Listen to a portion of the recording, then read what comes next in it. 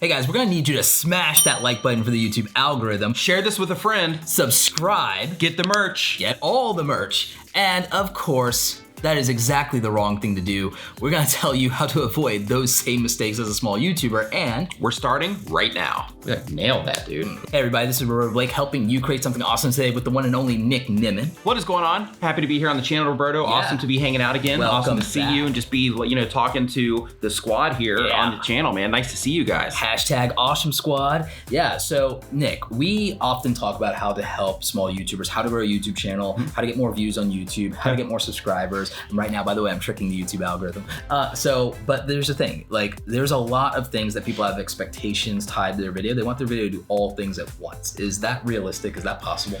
It is possible, but if somebody's just starting out on YouTube, a huge mistake that I see a lot of content creators making, and I think that in part, some of us are responsible for this as well, is that they will open up videos, and when they open up the video, they will basically tell people to do all of these things, and they haven't mastered the art of getting people to watch their videos for a longer period of time yet. So what they're doing is they're basically cutting themselves off before they even get a chance to earn that person as a viewer. So what I mean by that is, one of the things that that a lot of us have taught for a while is, you want to add calls to action at the beginning of your video. And if you can pull it off, you do want to do that because it is extremely effective. However, it's important to make sure that before you start adding things like that, and before you start trying to do all the things that you see established YouTubers doing, that you learn the art of getting people to watch your videos for a longer period of time. So it sounds to me like what you're saying is we have to add value first before we can ask for something in return. Absolutely. There has to be an exchange there, and we have to either be fair to the viewer or even generous to the viewer before we can expect anything. Right, without question. And I think that also with that is, once somebody has they've developed the skill set to be able to captivate somebody's, or to be able to, grab somebody's attention and keep them watching through, their presentation style, their editing style, the actual information they're sharing, or the animations they're making, whatever it happens to be. Until they master that, I don't think that people should start trying to do all of the fancy pro stuff. For example, one thing that's important on YouTube, if you can do it well, is asking people to subscribe at the beginning of your video. Hey, this is the type of content I offer. If that's something you're into, remember to subscribe. That's extremely effective, and you can increase your view to subscribe ratio in a great way by doing that. But if you don't do it correctly, you're actually damaging your ability to convert people as subscribers, and you're also damaging the performance of your video because you're causing people to click off because that's not what they came into the video for. No, that makes total sense to me. You mentioned if you can do that correctly. Yes. Well, what would doing it correctly look like? So basically what we did at the beginning of this video was incorrect, and that's what a lot of people are doing, because they think, oh yeah, if I ask somebody to subscribe at the beginning of my video, that's when the most people are watching. And that's a logical approach. That's a great way to look at it. However, just asking somebody to subscribe isn't enough, right? Because they don't know anything about you yet. They just click on a thumbnail and then they're coming into the video. So what I recommend that you do is, if you are going to take this approach, and again, if you're just starting out, I recommend that you don't even try this yet until you get people watching. But once you do, is that you actually tell the viewer the value that they're gonna get. So for example, on my channel, I say, if you want to learn how to grow your channel, because I know my audience, I know they want to grow their channels, make videos. I know they're video creators. I know they're making videos and all kinds of other YouTube related stuff. And you're a YouTuber, of course, you want to know all the YouTube related stuff, then start now by subscribing, right? So if you are introducing your video and you're basically you know your audience enough to introduce those pain points to them, or whatever they're coming to you for first, and then you drop the call to action to subscribe, you're basically leading them through that process, instead of just saying, subscribe for no reason, just because I asked you to subscribe. Hit that like button just because I asked you to, right? Mm-hmm. And what you want to do, even when you're asking for likes and comments and things like that, build a reason into it. But again, if you're just getting started, don't even do it yet. Focus more of your efforts, instead of trying to do that kind of thing. Focus your efforts on saying, like you were mentioning before, how can I add the most possible value to the people that are coming into my videos? How can I give the people that are coming into my content the best possible experience? Do that first, get known for that, and get into the habit of doing that sort of thing. And then you can go in and start doing some of the advanced stuff to try to increase your engagement, to try to increase your view to subscriber ratio, because then you are in a space to where you can experiment because you already established that base. You know, that makes perfect sense to me when you say it. And I love that what you were talking about earlier is honing your craft. Yes. Instead of trying to use the gimmicks that a lot of big established YouTubers use because they're already a household name, they're already a celebrity. When you're obscure, when you're unknown, when you're the underdog, when you're the newbie, when you're the new kid in school, nobody knows who you are. Right. Frankly, don't care. And that sounds harsh. And I know that when I say that, some of you get in your feelings a little bit. It's okay, I understand. But what I'm saying is realistically, nobody knows who you are. You're using these YouTube staples. You're using the things that people that you admire, like look up to, that what they do. You're not there yet. You haven't done the work yet. You haven't been around. You can't just copy Casey Neistat's title structure because you haven't earned the ability just all caps to do that. Yeah, sorry, I apologize because I just jumped in on you there. No, you're fine. But yeah, just got excited, right? Because I love talking about this. But it's like, you know, like you were just saying, you know, when you're writing a title out and it's all caps and it says, you know, I can't believe this happened, right? If you don't have an audience that's going to initially care about that to come into the video to start giving YouTube some data, the people watching YouTube at scale aren't going to care, right? So like you have to have that audience first that's going to care about what happened to you to actually come into the video first. If I don't know you, that's something you have to build. If I don't know you, I'm not curious about that. I'm just going to go ahead and click on Star Wars Theory today. Right. Or Casey Neistat's video that says the same thing. Exactly. Because like, I mean, I don't know you, so why would I care? That sounds harsh because you want people to watch for you and all these things. But here's the thing, realistically, and small YouTubers do this all the time, is put yourself in the position of the viewer. You don't just click on random strangers without a reason to care about that thing. Right. And it doesn't even matter how good it is. It might be a quality video, but you failed to do one specific thing. You failed to communicate value to me where I'm at. And if you also are trying to reach everybody, you reach nobody. Absolutely. We made this video for small YouTubers. We didn't make it for surfers. We didn't make it for skaters unless they're doing YouTube. So if you're not a YouTube content creator, this video, or you're not aspiring to be, this video is largely irrelevant to you, and that's okay. And not everyone in my audience is a YouTube content creator. Some of them are entrepreneurs, some of them are public speakers, some of them are working professional jobs and they use social media at work. Sure. And I'm okay with the fact that there might be 3/4 of the audience this video is not valuable for. I'm reaching for that group that it is valuable to. And let's talk about that also from like an algorithm standpoint. So, you know, one of the things like in that reference to like the titles and Casey Neistat, like one of the things that people overlook when they're making titles like that, you know, like I can't believe this happened to me, is with Casey Neistat or somebody that's already an established content creator who already has a built-in audience, they are the topic. They are the topic. And when they publish that, since they already have a large amount of people watching their content, then YouTube already knows the right people to show that to for the people that will respond to that sort of thing. And when you're first getting started, you don't have that particular thing to tap into from an algorithm standpoint. And the benefit of that is when somebody like Casey Neistat or even just any established YouTuber, when they do something similar, they have that initial sample of people coming in that tells YouTube, hey, people like this, people like this, they don't like this, so we know exactly who it is to show it to, the people that are most likely to respond to this. But when you're just getting started, you don't have any sample coming in because you make that, nobody's clicking on it because you don't have that initial core group of people that care. And since nobody's clicking on it initially, that tells YouTube people are not interested in this, which then in turn causes YouTube to, I don't know if silence the video is the right word, but you know, to not show that video to more people. The way I would say it is this: we know YouTube's a search engine, but it's also a prediction engine. Yes. I've talked to people at YouTube about that. We've talked to people and they've told us that YouTube isn't looking for viewers for your videos. It is looking to serve viewers first. And so it's looking for videos that predictably you as an individual viewer will click on. So YouTube knows I will click on Star Wars, which is what litters my homepage. It knows I will click on anime. It knows I will click on cosplay. It knows that I will click on my favorite creators because it knows how much of them I watch in a week. It knows how much of them I watch in a day, and it knows how much I watch of that compared to other people, and it knows how often, predictably, if I give Roberto the option to watch this topic or this creator or this type of specific video or theme of video, that okay, there's a X amount of chance Roberto will click on that. And there's also, here's how often Roberto watches those for more than X amount of time. Yeah. They are gaming my homepage to just try to get as much of my time out of the day as possible. YouTube's trying to trap me on this platform as long as possible. Right. And if your video doesn't accomplish that goal, then it's not going to show it to me. It's going to show me something that has a higher level of predictability of what does Roberto watch on Thursday morning?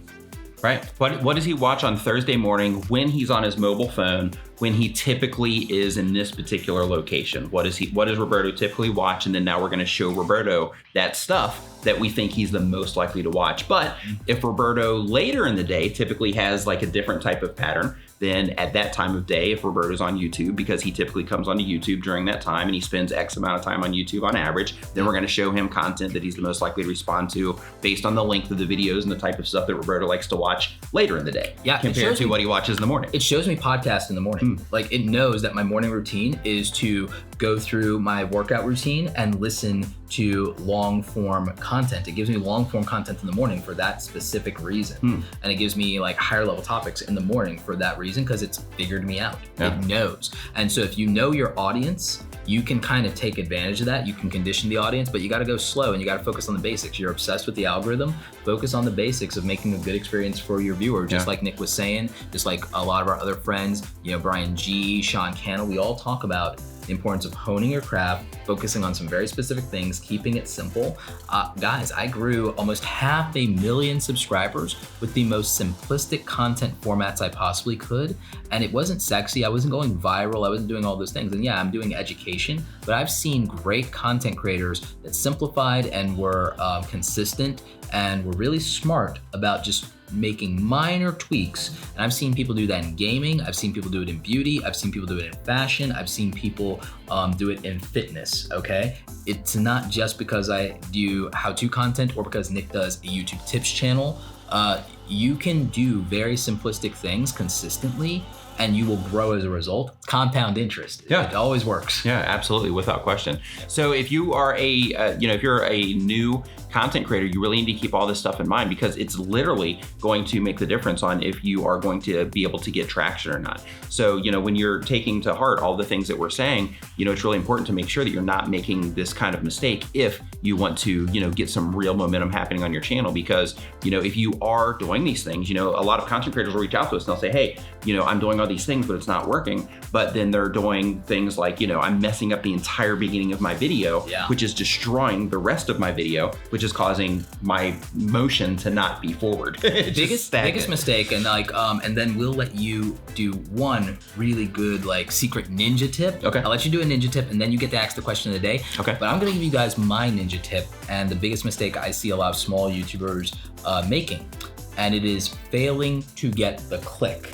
And getting the click starts with this. It doesn't even start with the hook of the video. It doesn't even start with the quality of the video. I see great creators who make quality content, cinematic content, everything, well-researched. All the stuff. All the things that should make you successful, but they fail to get the click. And the barrier to getting that click is a combination of topic, title, thumbnail, but also timing, okay? And that is a huge thing. It is that important, it is that serious. And the thing that you can do to correct this is better understand your audience, understand when they are awake, when they are aware and not distracted by other things that might be happening in the world. If there's a major world event, it might be the worst time for you to upload a video if it's not relevant to that thing. All the attention is elsewhere. You have to respect that. And then are they active on the platform? If you've learned to understand that and predict that, you have overcome a huge hurdle of timing getting in the way. And the biggest content creators have mastered the art of timing, okay? The other thing is those titles. Learn to be a good copywriter. Learn to write compelling headlines. Your audience can say, that is relevant to me, that is to my interest, or I'm familiar with that thing. Your thumbnail, it has the job of getting us to stop scrolling in our phone. 80% of traffic is on the phone. Design all of your thumbnail stuff for the phone. If you're not good at thumbnail design, you have a couple of options. You can learn to just do good photography like Peter McKinnon and just do a simple thumbnail based solely on photography and expressions. You can make a YouTube face, or you could take a shot of whatever the product you're reviewing is and do it really good. Do some macro photography. If you want to learn better photography, I'm sure I have tutorials on that. I'll link to one in the description down below.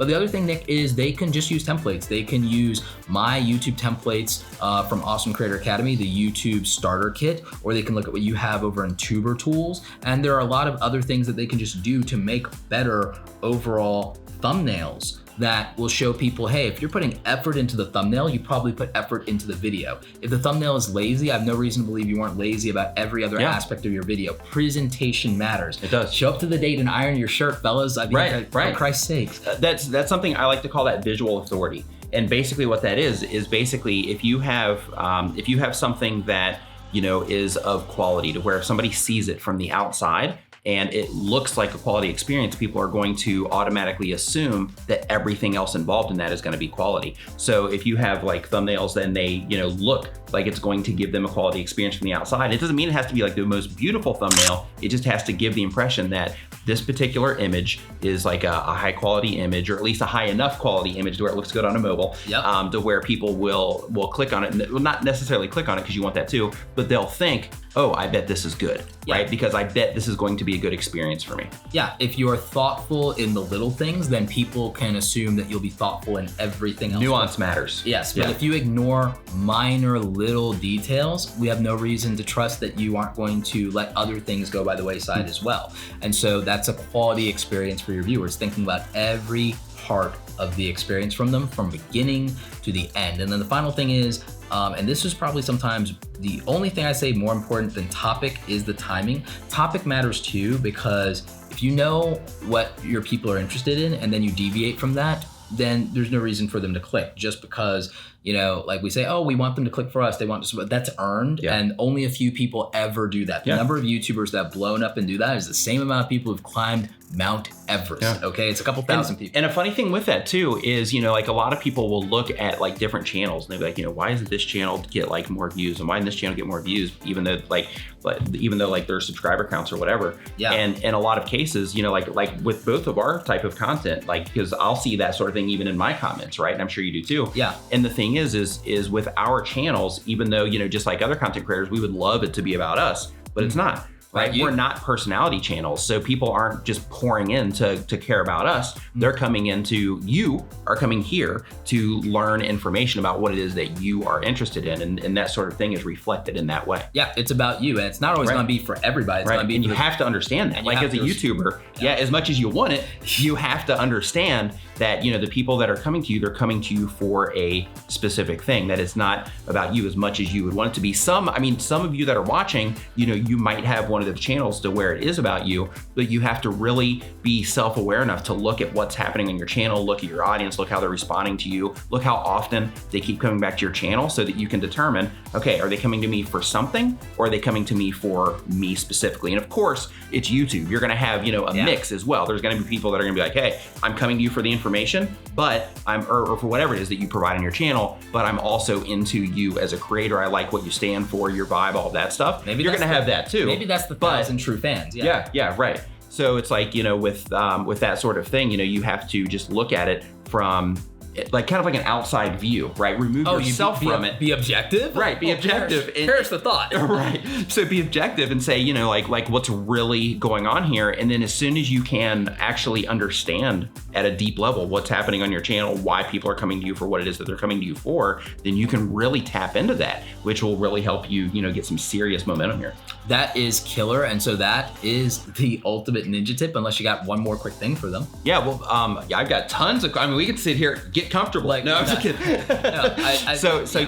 Just another thing really quick is it's also like, I know a lot of content creators, like when you're just getting started with this stuff, I know that you're just coming in and you're trying to like experiment to see, you know, like, hey, what's going to work? You know, what is it that I actually want to do? What is it that I'm happy making? Or you have like an idea and you're wanting to set out and you're wanting to execute that idea. It's also really important, like once you get there, it's really important to also make sure that you are in tune with what it is that you are trying to get out of your YouTube channel as well, because, you know, you are going to have over time, you're going to have a lot of people that are going to be introduced to you, and you're going to have a lot of people over time as your channel grows that are going to reach out to you to want to work with you, you know, to sponsor your videos or to collaborate with you and things like that. And when you know what it is that you want out of your channel and the efforts that you're putting into YouTube, then it's going to take the decision making completely out of what it is that you're doing, or to make it easier. It's not going to completely remove it, but it's going to make it 1,000 times easier, because you can simply say, is this opportunity going to lead me in the direction that I'm ultimately trying to go, or is it not? And if it is, you take the opportunity. If it's not, then you shut down that opportunity, and then you focus on the things that are going to keep you moving in the direction that you want to go. I couldn't have said it better myself, Nick. So, guys, we have a question of the day for you. Nick is going to ask you the question of the day, and you're going to answer it in the comments. So what's the question of the day? The question of the day is, what do you want from your YouTube channel and all the efforts that you're putting into making your content and growing your audience here on YouTube? Can I caveat one thing on that? Absolutely.